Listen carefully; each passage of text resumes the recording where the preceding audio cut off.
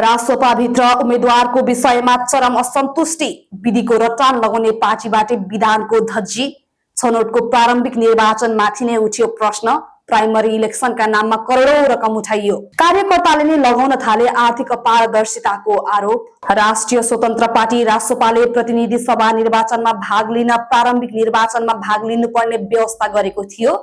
सोही बमोजिम आवेदन मार्फत प्रति व्यक्ति 25,000 का दरले रकम उठाइएको थियो, तर प्रारम्भिक निर्वाचनमा सहभागी भएका बाहेकलाई उम्मेद्वार बनाएको र रकम पनि फिर्ता नभएको भन्दै रासोपामाथि प्रश्न उठ्न थालेको छ। आगामी 21 फागुनमा प्रतिनिधि सभा निर्वाचनका लागि राष्ट्रिय स्वतन्त्र पार्टीले उम्मेद्वार बन्न प्रारम्भिक निर्वाचनका लागि आवेदन खुलाएको थियो। उक्त आवेदनमा प्रत्यक्षतर्फ 444 र समानुपातिकतर्फ 412 जना आकांक्षीले आवेदन दिएका थिए। रासोपाले प्रत्येक आवेदकहरूबाट 25,000 रुपैयाँको दरले शुल्क उठाएको थियो, जसमा 2 करोड 14 लाख बढी पैसा संकलन भएको छ। जुन रकम केमा खर्च भयो, सचिवालयका नेतृत्व नै यो विषयमा अनभिज्ञ छन्। अधिकांश उम्मेद्वार प्रारम्भिक निर्वाचनमा भएका बाहेकलाई उम्मेद्वार बनाएको आवेदकहरूले नै गुनासो गरेका छन्। रासोपाभित्र यो विषयले खैला बैला मात्रै मच्चाएको छैन, चुनावको मुखमा बढ्दै गएको असन्तुष्टिले पार्टीभित्रै विद्रोहको रूप लिन थालेको छ। उज्यालो नेपाल पार्टीका कुलमान घिसिङ र बालेन शाह पक्षबाट एकता भएपछि प्रारम्भिक मतदान प्रक्रियामा भाग नलिने पनि उम्मेद्वार बनेका भन्दै बढेको आन्तरिक कलह अहिले सामाजिक सञ्जाल मार्फत छताछुल्ल भएको छ। उम्मेद्वार मनोनयन दर्ता तोकिएको दिन माघ 6 गतेसम्म पनि रासोपा उम्मेद्वार टुङ्गो लगाउने कार्यमा व्यस्त थियो।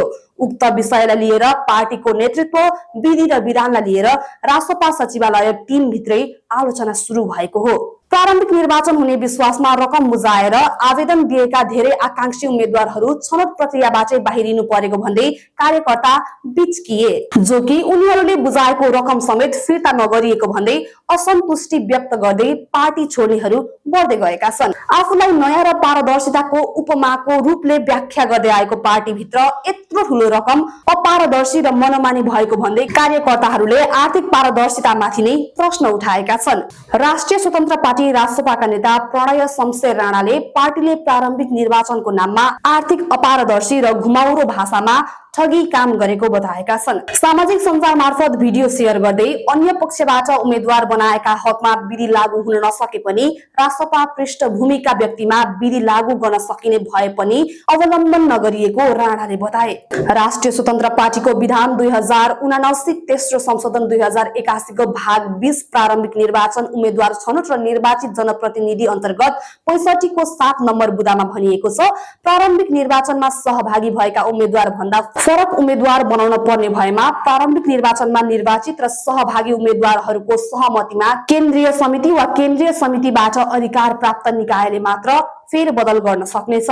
झापा क्षेत्र नम्बर 5 मा 3 जनाले प्रारम्भिक निर्वाचनमा भाग लिएका थिए, जसमा सुरेश कुमार पोखरेल, यज्ञमणि नेउपाने र प्रवीण पाठक थिए। तर यी तीनै जनालाई पाखा लगाउँदै पार्टीले बालेन्द्र शाह झापा 5 बाट उम्मेद्वारका रूपमा पठाएपछि भित्रभित्रै भुसको आगो जस्तो भएको स्थानीय कार्यकर्ताहरूको बुझाइ छ। नेउपानेलाई मोरङ क्षेत्र नम्बर 1 मा पठाइएको छ भने अन्य 2 जना उम्मेद्वारका विषयमा भने पार्टीले घोर अन्याय गरेको उनीहरूको ठहर छ। पार्टीको प्रारम्भिक निर्वाचनमा भाग लिएका सुरेश कुमार पोखरेलले विधि र प्रक्रिया भन्दा बाहिर गएको बताए। पार्टीको विधि र प्रक्रिया पूरा भएको छैन। पोखरेल भन्छन्, प्राइमरी इलेक्सन पार्टीको नीति हो। प्राइमरी इलेक्सनका लागि आकांक्षीहरूबाट 25,000 रुपैयाँ उठाइएको छ। हामीले पनि जम्मा गर्यौं, तर विधि पूरा भएको छैन। देशभरबाट उठाइएको यत्रो ठूलो हिस्साको हिसाब पनि देखाइएको छैन। उनले भने बीचमा नयाँ दल र समूहहरू असमायोजित हुन आउनुभयो, अप्रत्याशित रूपमा उम्मेद्वार अघि सार्नुभयो, तर सहमति हुनु पर्थ्यो, हाम्रो कुरा पनि सुनिनु पर्थ्यो, त्यो भएन। कम्तीमा पनि उम्मेद्वारका आकांक्षीहरूसँग छलफल गरेर औपचारिकता पूरा गर्नुपर्नेमा त्यो पनि भएन। देशैभरका उम्मेद्वार केन्द्रबाट लगिएको हो कि भन्ने जनमानसमा पर्न गएको छ। पोखरेल 2079 को प्रतिनिधि सभाको निर्वाचनमा रासोपाबाट झापा क्षेत्र नम्बर 5 का उम्मेद्वार थिए। उनले 11,759 मत ल्याएका थिए। उनको यो असन्तुष्टिले यो पटकको चुनावमा बालेन्द्र शाहलाई प्रत्यक्ष असर पर्ने स्थानीयको बुझाइ छ। रासोपाले आन्तरिक विषय मिलाउन नसके पार्टी भित्रकै अन्तर विरोधले बालेन्द्र शाहलाई धोका हुने देखिन्छ।